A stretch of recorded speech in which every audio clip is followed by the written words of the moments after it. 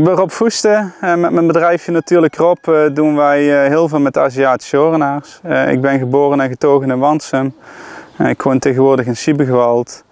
En we gaan dadelijk op pad om wat nesten van de Aziatische horenaars weg te halen. Ik kom uit het hele land.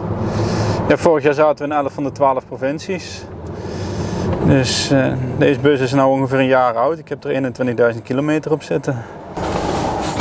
We zijn er. Als het goed is.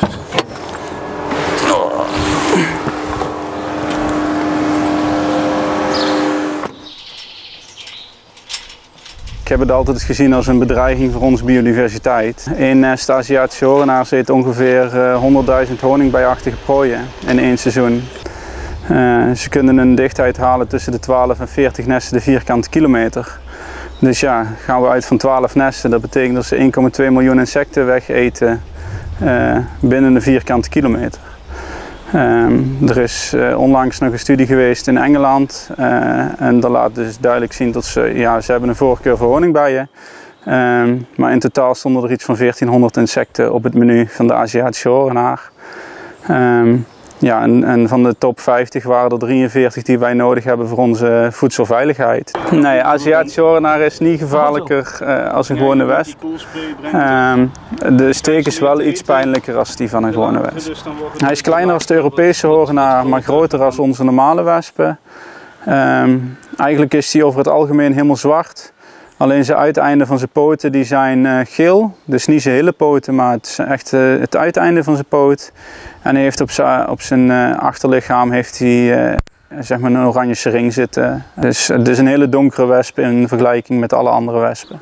Het beste is er om er een foto van te maken, want ze worden nog heel vaak ook gemisdetermineerd, dus dat het andere soorten zijn als een Aziatische horenaar. En dan melden op waarneming.nl. Wordt er een nest gemeld, dan nemen wij contact op en dan krijgen ze een mailtje van ons of dat de contactgegevens mogen en dan sturen we of een vrijwilliger er naartoe, mits dat nog verantwoord is. En anders pakken wij het op en dan halen wij het nest weg.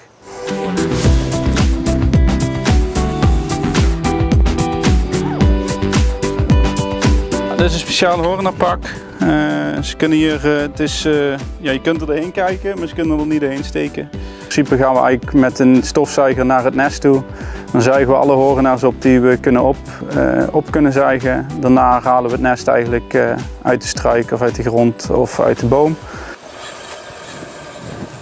Ik heb bevriezingsspray, dus ik heb alles wat ik net heb opgezogen. Dat zit nou hier in die cilinder. En die ben ik nou aan het afkoelen, zeg maar. Dus dat ik ze dadelijk veilig eruit kan halen en kan zien wat ik heb opgezogen. Alleen mijn bus is leeg. Die gaat dan in een bak en die bak die gaat thuis de vriezer in. En dan wordt het of kippenvoer of het gaat de mesthoop op.